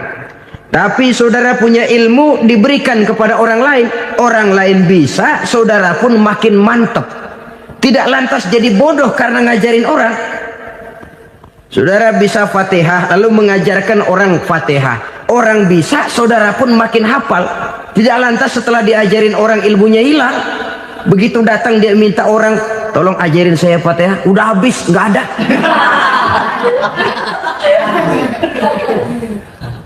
Yang kedua kata Imam Ali, ilmu menjaga kita. Kalau harta kita yang harus jaga. Makin banyak ilmu makin terpelihara diri seharusnya. Tetapi makin banyak harta makin bingung kita jaganya. Sampai kadang-kadang kalau perlu seluruh keliling rumah dipasangi alarm. Belum cukup disewakan anjing besar-besar, pasang di depan pintu, awas anjing galak. Masih belum cukup juga, cari centeng tukang-tukang kepruk jaga rumah. Masih terasa belum aman, padahal rumahnya dikelilingi tembok besar. Di balik tembok ada pintu-pintunya tebal. Di balik pintu itu terbuka masuk kamar, kamar pun ada pintunya pun kuat. Masuk ke dalam kamar ada lemari, lemarinya pun pintunya kuat, dikunci, kuncinya pun kuat.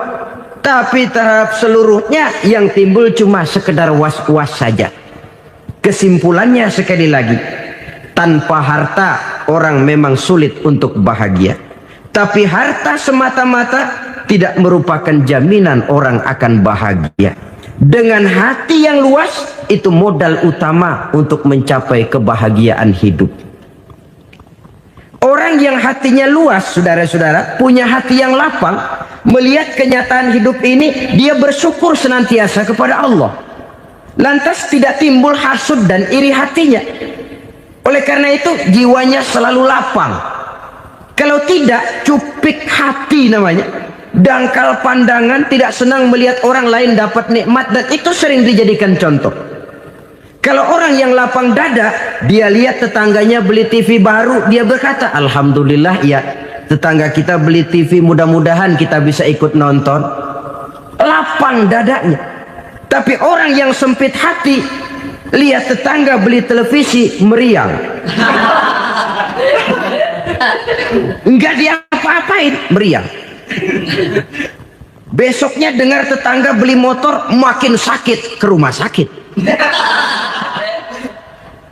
Lalu di rumah sakit dengar tetangganya beli mobil, mati.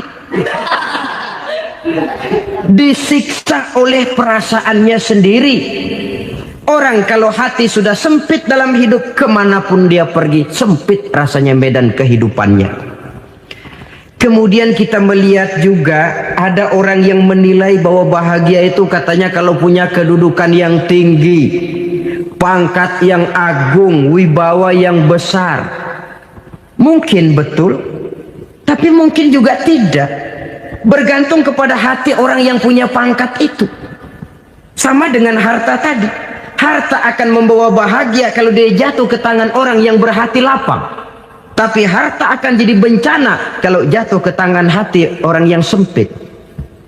Pangkat akan membawa bahaya kalau jatuh di tangan hati orang yang sempit. Lebih dari itu, kenyataan mengajarkan kepada kita bahwa ternyata pangkat dan jabatan tidak selamanya memberikan kebahagiaan dalam kehidupan. Bahkan resikonya kelewat besar. Beberapa bukti kita bisa ambil dari para pemimpin dunia yang menjadi korban lantaran pangkat dan jabatan yang disandangnya. Saudara ingat Presiden Abraham Lincoln dan John Kennedy dari Amerika? Dibunuh orang. Park Chung-hee dari Korea Selatan Ziaur Rahman dari Bangladesh, Anwar Sadat dari Mesir, terakhir Indira Gandhi dari India, menjadi korban dari pangkat dan jabatan yang disandangnya dari orang-orang yang tidak senang dia memegang jabatan itu.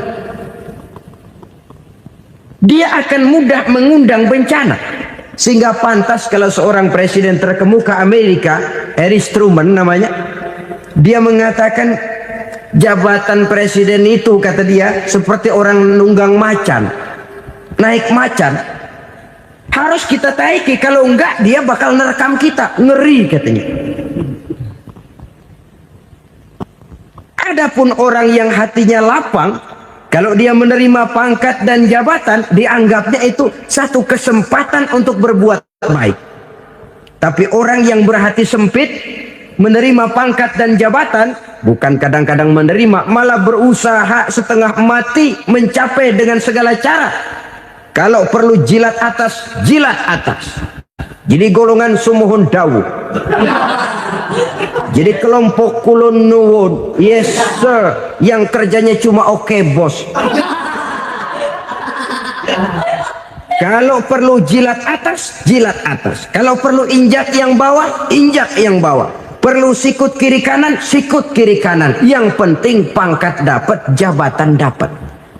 Orang yang semacam ini, kalau sudah mempunyai pangkat dan jabatan, biasanya dia tidak menganggap itu sebagai amanah, tidak menganggap sebagai kesempatan berbuat baik, tapi malah kesempatan untuk memperturutkan hawa nafsunya yang dilatar belakangi oleh kesempitan hatinya tadi. Apalagi kalau orang memperoleh pangkat karena banyak mengeluarkan uang. Seakan-akan pangkat dan jabatan itu sekarang macam proyek, pakai tender. Siapa yang berani bayar segini, naik. Nggak berani, minggir. Padahal logikanya, kalau orang mencapai satu jabatan karena banyak mengeluarkan uang, hampir bisa dipastikan bahwa setelah jabatan itu dia pegang, langkah pertama yang akan dilakukannya ialah berusaha bagaimana uang yang dia keluarkan supaya kembali. Ya paling kurang pulang modal dulu dong. Soal mikirin rakyat soal nanti, tapi ini modal harus pulang. Itu celakanya kalau orang memperoleh pangkat dan jabatan cuma karena banyak mengeluarkan uang. Jarang orang yang mempunyai keyakinan dan pandangan bahwa pangkat dan jabatan merupakan amanah. Jadi sekali lagi, pangkat dan jabatan mungkin saja membawa kebahagiaan kalau jatuh ke tangan orang yang berhati lapang.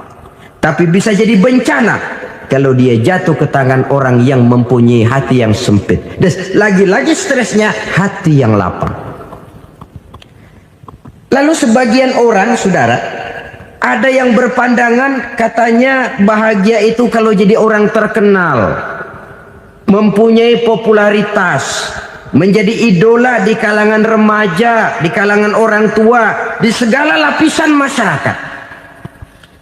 Padahal makin populer orang, makin terikat dia. Ya kalau macam kita ini kan nggak punya nama, nggak populer, tengah malam buta mau nongkrong di warung Tegal aman. Tapi pangkat, jabatan, kedudukan, popularitas menyebabkan kita diikat dengan berbagai macam peraturan. Cuma mandi sama ke WC saja yang nggak dikawal.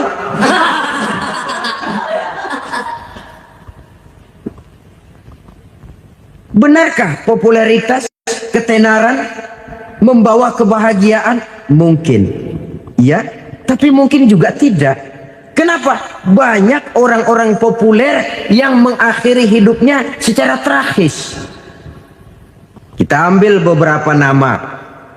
Di Amerika tahun 60-an ada bintang seksi paling terkenal yang dijuluki seks bom.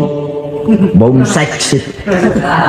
Sampai sekarang jadi legenda, namanya Marilyn Monroe. Singkatan dobelnya itu inisialnya MM, Marilyn Monroe. Terkenal, top, sampai dia mati tahun 62, namanya sekarang masih saja dibicarakan orang. Kenapa dia bunuh diri?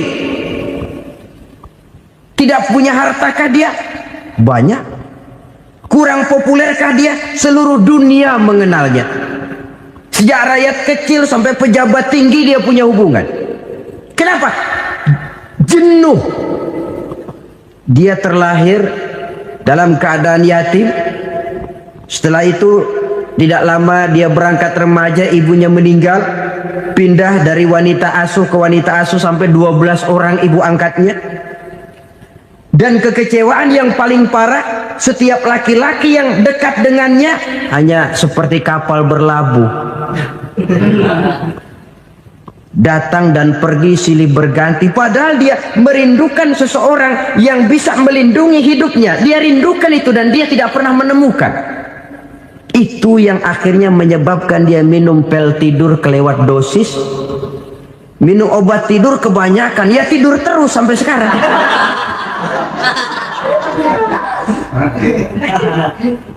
Dia mengakui,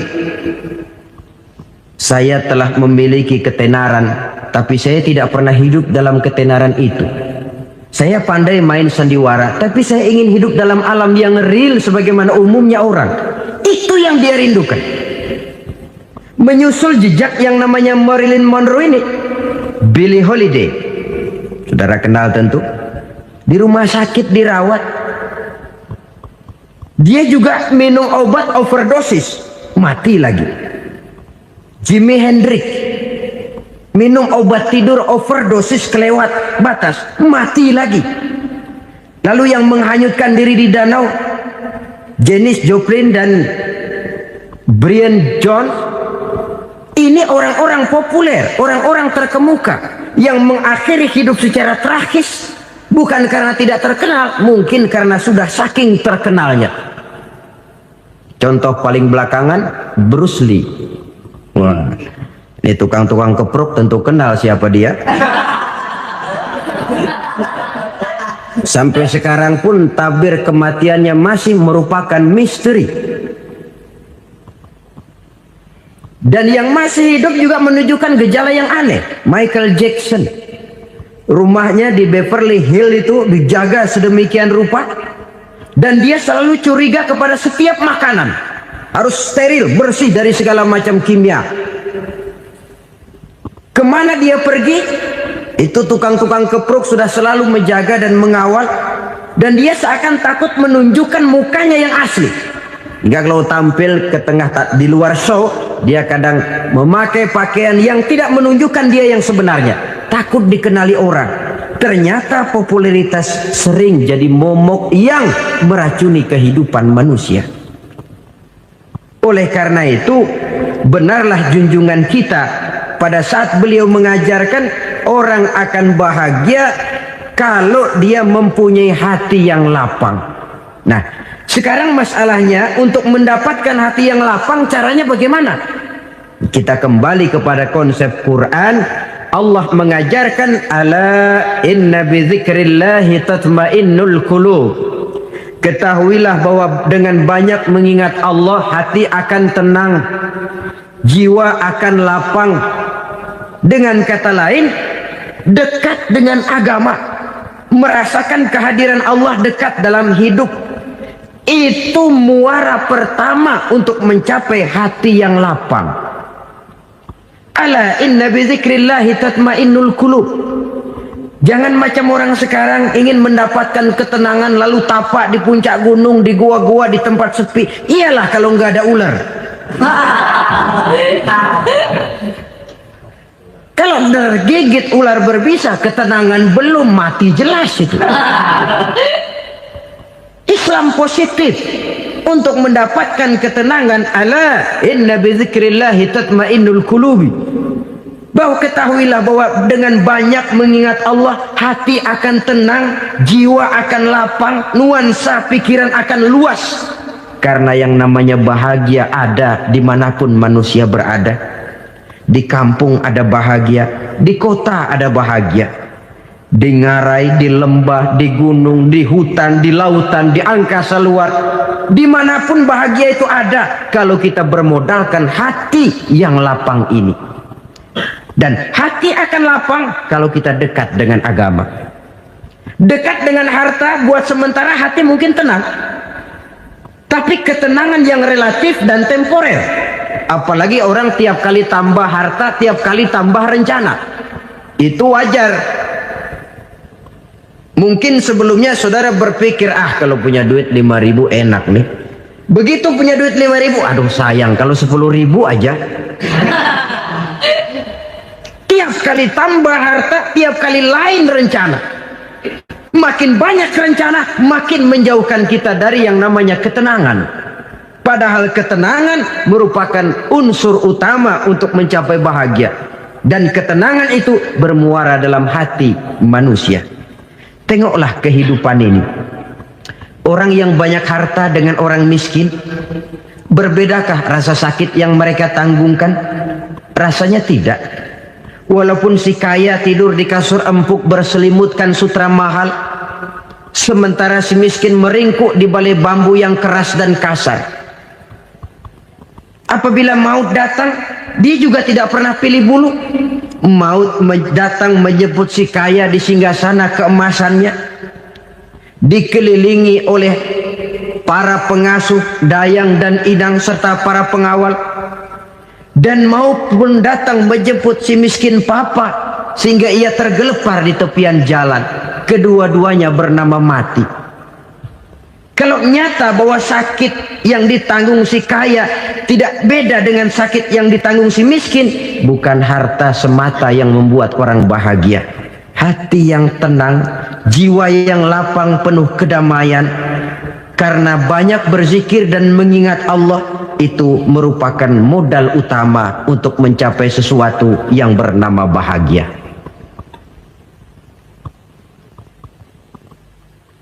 Saudara hadirin yang saya hormati, inilah yang pertama dari 4 ciri yang digambarkan oleh Nabi tentang tanda-tanda orang bahagia. Dan harus berangkat dari yang pertama ini, hati yang lapang. Ini yang harus kita miliki lebih dahulu. Baru nanti akan menyusul kepada poin yang ketiga, kedua, dan selanjutnya. Sebab kalau hati sudah terisi dengan jiwa yang lapang, seluruh persoalan insya Allah akan bisa kita atasi dengan sebagaimana mestinya. Yang kedua sekarang, tanda orang bahagia menurut baginda Nabi, markabun syariah. Orang bahagia itu, kata beliau, punya kendaraan biar cepat asal lancar. Artinya kemana dia mau pergi mudah. Apa maksud hadis ini? Kalau kita kaji lebih dalam, kendaraan itu kan alat transportasi. Transportasi tidak lain adalah usaha memudahkan komunikasi. Pindah dari situ kepada teori bahwa manusia adalah zon political, makhluk bermasyarakat yang tidak bisa memenuhi kebutuhan hidupnya secara sendirian. Kita memerlukan keberadaan orang lain dalam kehidupan ini. Untuk memakai baju saja kita sudah perlukan petani yang tanam kapas, pabrik yang memintal kapas jadi benang, pabrik yang menenun benang jadi kain, sampai kepada mesin jahit, sampai kepada tukang jahit. Itu cuma untuk memakai pakaian saja. Tidak seorang pun di antara kita yang sanggup memenuhi kebutuhan hidupnya secara sendiri.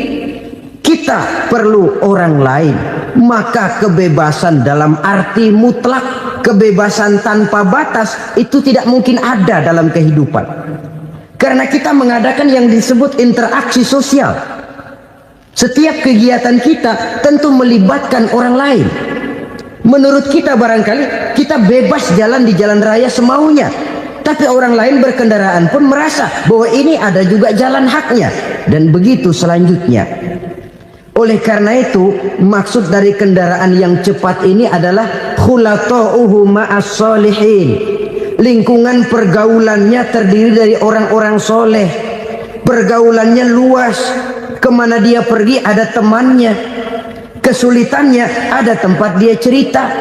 Dan kesulitan kalau sudah diceritakan kepada orang lain, taruh kata orang itu tidak bisa menolong, namun menceritakannya kepada orang yang kita percayai, kan paling kurang sudah mengurangi beban jiwa. mengurangi tanggungan batin, merasa masih ada tempat kita cerita. Maka lebih baik orang awam yang mau bergaul ketimbang orang setengah alim tapi ngunci pintu. Sebab nantinya akan timbul sikap picik, cupik pandangan, dan tidak luas menghadapi kenyataan dalam kehidupan ini. Namun yang harus kita garis bawahi, pergaulan memang mesti luas. Namun jangan sekali-kali lupa bahwa pergaulan sangat besar pengaruhnya dalam ikut membentuk kepribadian manusia. Sehari-hari bisa kita bilang, kalau kita dekat sama tukang minyak wangi, sekalipun nggak dibagi minyaknya, baunya tentu dapat. Betul? Tapi dekat sama tukang elas, walaupun nggak kena apinya, asapnya mesti kena. Kalau Syauqi mengatakan lebih jelas lagi, man asyaral asyrafa asa musyarrafan wa muasyiral anzali ghairu musyarrafin. Awalam taral jildal hakira muqabbalan bisagri lamma sara jildal mushaf. Siapa yang bergaul dengan orang mulia, dia bakal ikut menjadi mulia. Tapi siapa yang berteman dengan orang hina, dia tidak bakal ikut menjadi mulia. Tidakkah kau lihat, kata Syauqi, kulit kambing yang hina pun dicium orang ketika menjadi kantong Quran. Kulit kambing hina, kalau dia sendirian gak ada yang mau cium. Tapi begitu dia bergaul dengan Quran, menjadi kantong Quran, dipakein minyak wangi, ditaruh di tempat yang tinggi, mau diambil dicium dulu, dibawa dengan penuh hormat dan hati-hati. Kulit kambing yang hina lantaran berteman dengan Quran, numpang mujur. Tapi coba lihat kalau kulit kambing berteman dengan kayu, jadi beduk, habis. Zohor dikemplang, asar dipukul. Itu pun sedikit saja, cuma salah milih teman. Yang temannya Quran dihormati orang, yang temannya kayu lantaran jadi beduk, gelap-gelap subuh orang udah kemplangi.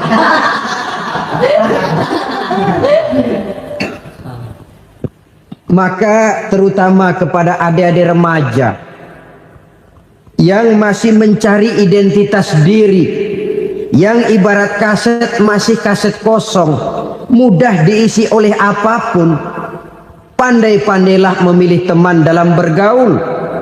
Karena banyak orang yang tadinya baik-baik, ketika terseret dalam pergaulan dengan orang yang tidak baik, kebaikannya menjadi lentur dan luntur.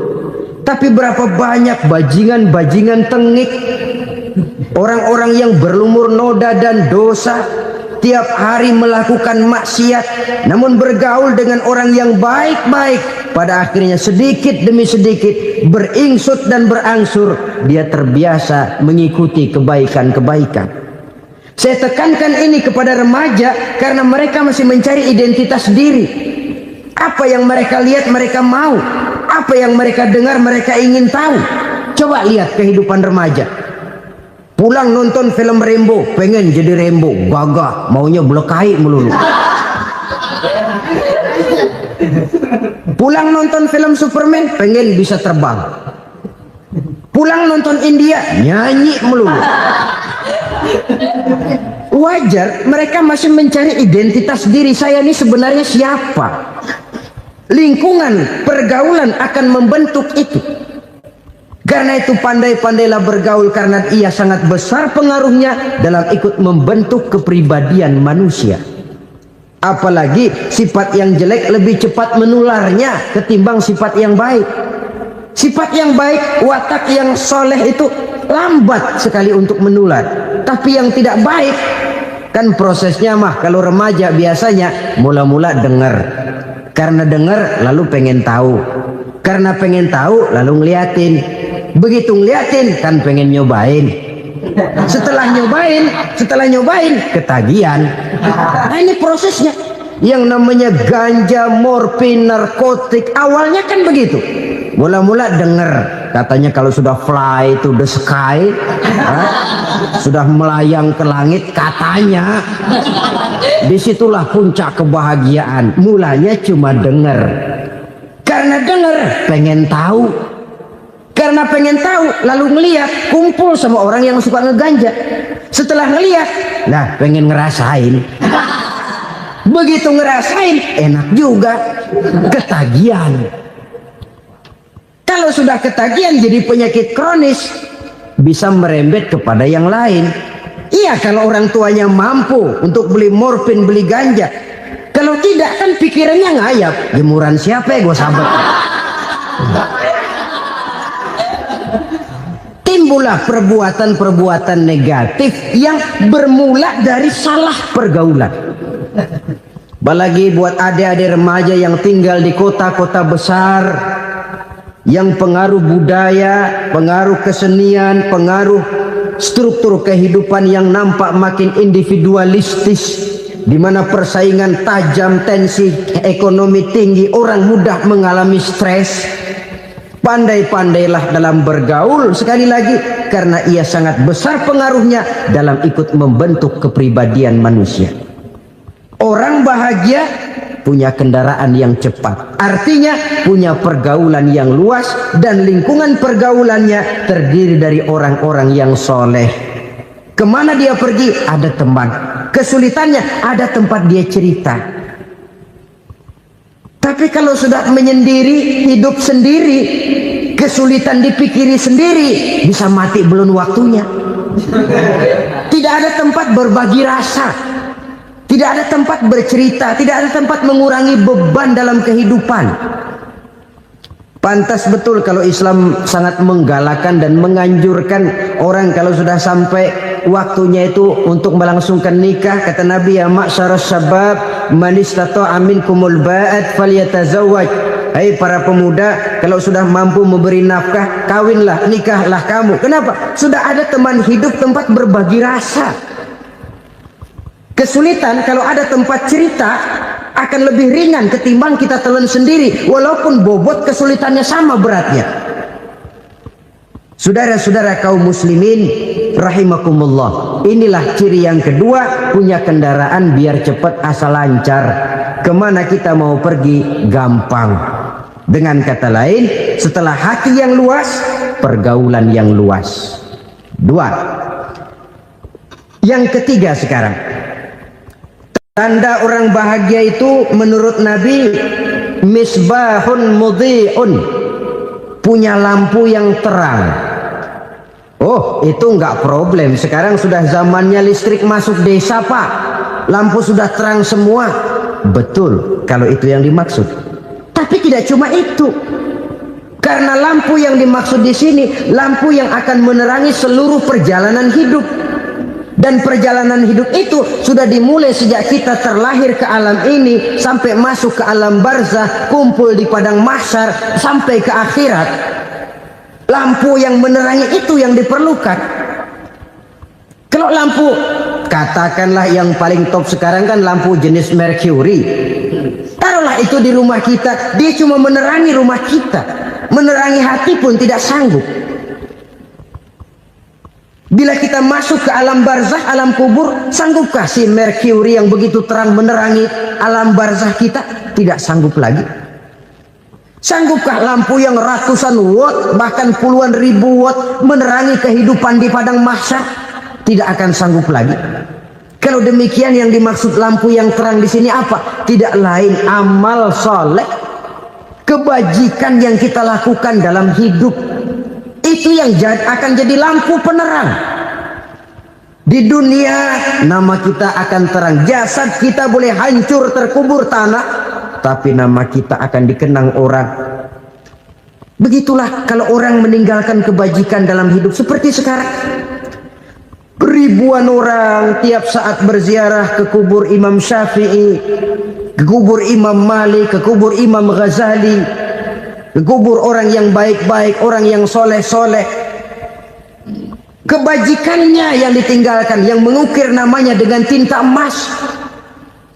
Sehingga saudara sudah terbaring di alam kubur, orang lewat, Allah ini kuburannya Fulan bin Fulan, dulu ini kebaikannya Masya Allah, saya ikut merasakan. Mari kita mampir sebentar, kita Fatihah. Mohon disampaikan Allah pahalanya kepada almarhum. Al-Fatihah. Itu kalau orang baik-baik. Lalu saudara tanya, Pak, orang mati dikirimin Fatihah apa nyampe pahalanya? Saya jawab, kalau saudara nggak percaya, mati dulu dah. Nanti saya Fatihain, tungguin di sana. Umpama nggak sampai, balik lagi kemari. Sekarang ini kan maunya otak-otakan saja. Kalau nggak masuk otak, nggak percaya. Padahal alam gaib itu nggak bisa diotak-otakin. Sama saja dengan saudara pernah dengar cerita kapal tanpa emas tenggelam kan? Pernah nggak? Di mana? Di laut Masalembo. Begitu ketampo emas tenggelam, ratusan penumpang itu terjun ke laut, dipermainkan gelombang, berjuang menghadapi maut itu. Orang lagi timbul tenggelam di lautan, dihantam ombak, kita tengokin pakai helikopter. Pak, lagi timbul tenggelam ya? Iya, tolongin. Jangan khawatir Pak, nih saya kirim intan Pak, harganya 10 juta. Kira-kira orang yang timbul tenggelam di laut seneng nggak? Kan mahal toh intan 10 juta. Kenapa dia nggak senang? Karena intan 10 juta dalam kondisi seperti itu tidak sanggup menyelamatkan dia. Dia akan girang kalau dikirimin ban mobil bekas, dikirimin papan terentang atau bambu. Intan yang 10 juta dia nggak girang, ban mobil bekas yang 1000 perak tuh pegang, itu yang dia girang betul. Inilah sebabnya Nabi berkata, mal mayyitu fi qabrihi illa kal ghariqil mutaghawwis. Orang yang meninggal di alam kuburnya seperti orang timbul tenggelam di lautan. Yantaziru da'watan min ahli, menunggu doa dari keluarganya yang masih hidup. Duh, bapak saya sudah meninggal, saya sayang benar sama dia. Kirimin kulkas ke kuburannya Itu sama saja dengan tadi orang tenggelam di lautan dikirimi intan yang harganya 10 juta, ndak sampai. Begitulah kalau kebajikan yang kita tinggalkan dalam hidup, sudah mati pun kubur kita masih diziarahi orang. Tapi kalau jahat yang kita tinggalkan, boro-boro lah orang mau doa lewat dekat kuburan kita juga serem. Tuh bajingan no, dulu mati dipendem di situ tuh. Jangan lewat situ, ntar kesurupan, jangan. Lewat saja orang ngeri. Konon lagi membacakan Fatihah dan mengirimkan doa. Hidup pada hakikatnya adalah kesempatan untuk berbuat baik. Maka sekali kesempatan itu diberikan, manfaatkan dengan sebaiknya. Sebab kesempatan kedua tidak akan pernah ada. Kesempatan berbuat baik di sini, di akhirat sudah pembalasan namanya. Sekali kesempatan itu dicabut, dia tidak akan pernah dikembalikan lagi. Kata Iqbal, hidup tidak mundur ke belakang, Bung. Berhenti diinjak orang, mundur hancur. Tidak ada kata mundur dalam hidup ini. Berhenti diinjak orang, mundur kecebur. Tidak ada kata lain, harus maju dalam kehidupan dalam artian yang positif. Hidup adalah kesempatan untuk mengumpulkan kebajikan yang sebanyak-banyaknya. Di situ nilai daripada manusia. Sekarang ini memang nggak kelihatan kok, orang yang banyak pahala sama yang banyak dosa nggak kelihatan kok. Barangkali kalau habis bikin dosa palanya pada benjol, mungkin orang takut sama dosa.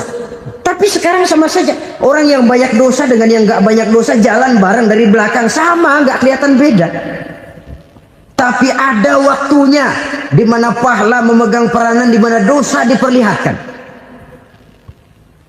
Sama saja kalau kita bawa mobil siang, lampu kan nggak begitu berfungsi.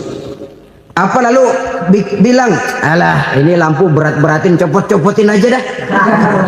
Tidak perlu begitu. Kenapa? Pada suatu saat malam senja akan datang. Bila matahari terbenam, senja pun datang, gelap mulai merayap, disitulah baru terasa perlunya lampu. Pahala begitu. Sekarang orang yang nggak ada pahalanya nggak kelihatan dalam kehidupan. Tapi pada suatu saat senja kehidupan akan datang. Ajal merenggut nyawa, malam merayap, dan hidup mulai diliputi kegelapan di alam barzah. Dikala itu kalau nggak punya lampu, alangkah malangnya kita.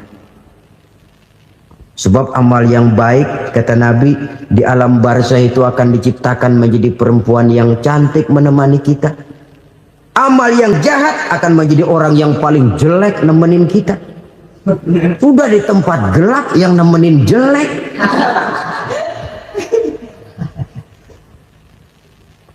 Kaum muslimin rahimakumullah.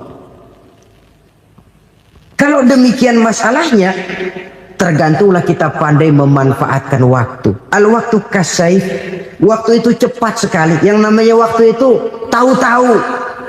Tahu-tahu udah tahun 87. Tahu-tahu udah begitu. Tahu-tahu yang kemarin anak-anak, sekarang udah pada punya anak. Tahu-tahu saja itu. Begitu cepat waktu berlalu. Kalau tidaklah pandai kita memanfaatkannya, akan rugi kita. Nabi bersabda, "Man kana yaumuhu khairun min amsihi fahuwa rabih." Barang siapa yang hari ini lebih baik daripada hari kemarin, itu orang untung. Hari ini lebih baik daripada kemarin. Bulan ini lebih baik dari bulan kemarin. Tahun ini lebih baik dari tahun kemarin. Itu orang yang beruntung. Tahun kemarin sembahyangnya maghrib doang, sekarang udah tambah isya. Tahun kemarin cuman Idul Fitri aja ngancem bener, sekarang udah tambah Jumat, lalu tambah lagi maghrib, tambah lagi isya, dan selanjutnya. Hari ini lebih baik daripada kemarin, itu orang yang beruntung. Wa man kana yaumuhu mislu amsihi fahuwa khasir. Lalu barang siapa yang hari ini sama saja dengan hari kemarin, itu orang rugi. Hari ini sama dengan kemarin, rugi itu. Bulan ini begitu, bulan kemarin begitu. Tahun ini begitu, tahun lalu juga begitu. Rugi itu orang. Rugi apa? Rugi umur. Umur tambah, amalan gak pernah tambah. Dan saya pikir lebih merupakan azab ketimbang nikmat kalau orang dikasih panjang umur cuma untuk numpuk dosa. Mending mana? Panjang umur banyak dosa sama pendek umur dikit dosa? Mending mana? Mending mana? Ya, paling mending tentu panjang umur banyak pahala. Tapi kalau tidak, sekali lagi, lebih merupakan azab ketimbang nikmat kalau orang diberikan panjang umur tapi cuma untuk sekedar menumpuk dosa. Kehilangan kesadaran bahwa dunia bukan terminal akhir dari satu perjalanan. Dia cuma halte di mana kita berhenti sebentar untuk menuju kepada terminal yang hakiki. Saudara-saudara kaum muslimin rahimakumullah. Inilah lampu yang akan menerangi kehidupan. Amal yang kita lakukan di dalam kehidupan. Jadi yang dimaksud dengan lampu yang terang, kebajikan yang kita kerjakan dalam hidup. Nah, setiap orang di awal tadi saya bilang ingin bahagia. Bahagia itu kan hakikatnya kumpulan senang dan selamat. Senang, selamat. Apa bedanya? Senang tapi tidak selamat, nggak bahagia. Selamat tapi nggak senang, nggak bahagia orang. Contoh, kalau orang korupsi, duitnya banyak, senang dia, tapi keselamatannya. Ada tentara baris di samping rumahnya udah bingung, padahal tentara latihan. Tentara cuma latihan, dia bingung. Senang, tapi karena keselamatannya tidak terjamin, dia tidak bahagia. Sebaliknya pegawai negeri jujur benar, cuma segaji-gajinya. Selamat, nggak korupsi, tapi melarat, ya nggak bahagia juga, kurang senang. Kesenangan dan keselamatan untuk dunia saja, ya sekali lagi, kalau cuma sekedar untuk dunia saja, bisa dibeli pakai uang. Bisa dibeli pakai uang.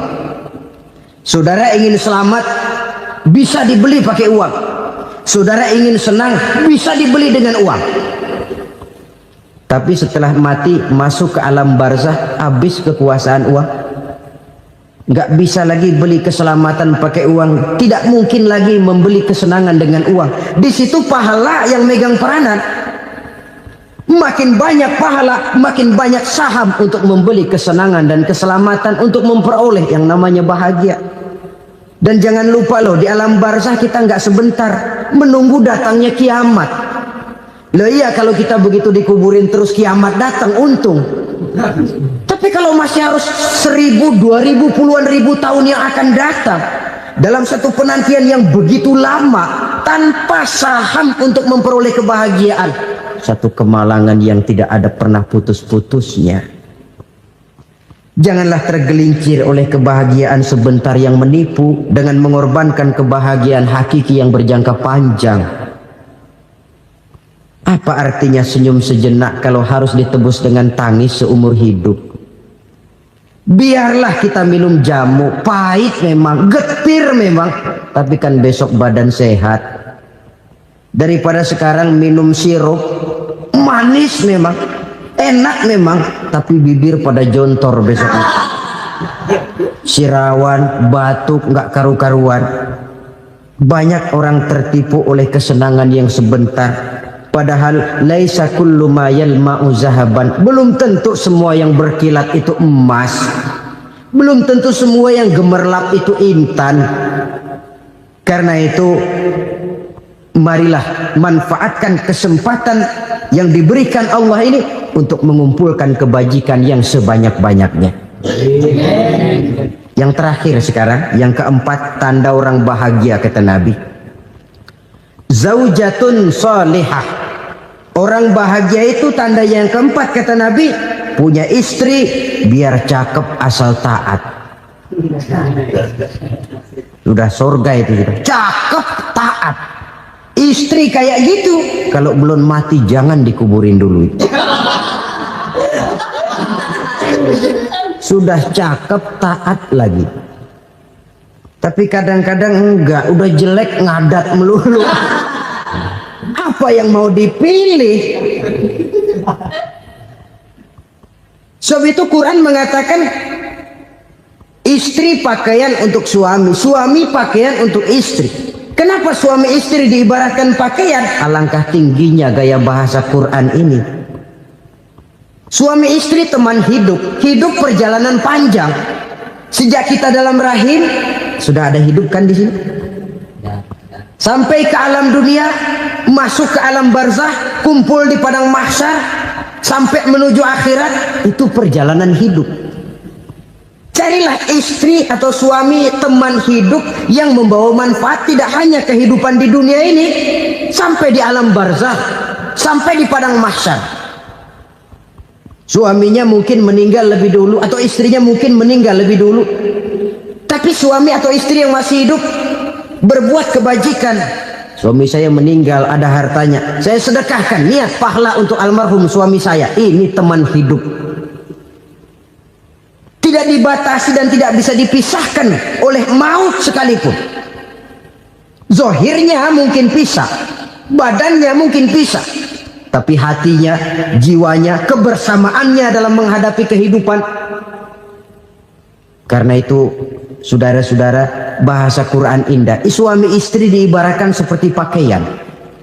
Apa fungsi pakaian? Pertama, pakaian jadi kebanggaan.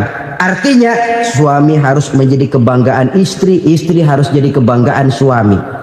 Yang kedua, pakaian itu kan fungsinya menutup aurat. Artinya sesama suami istri harus saling menjaga kekurangan masing-masing. Jangan malah sesama suami istri saling membongkar rahasia dan aibnya sendiri-sendiri. Istrinya diceritain jeleknya di mana-mana, atau suaminya dibongkar rahasianya di pasar umum. Itu sudah tidak lagi berfungsi sebagai pakaian. Kenapa semua ini diperlukan? Karena kita menyadari bangsa yang baik terdiri dari masyarakat yang baik. Masyarakat yang baik merupakan susunan dari warga yang baik. Warga yang baik adalah terdiri dari rumah tangga yang baik. Dan rumah tangga yang baik merupakan susunan dari pribadi yang baik.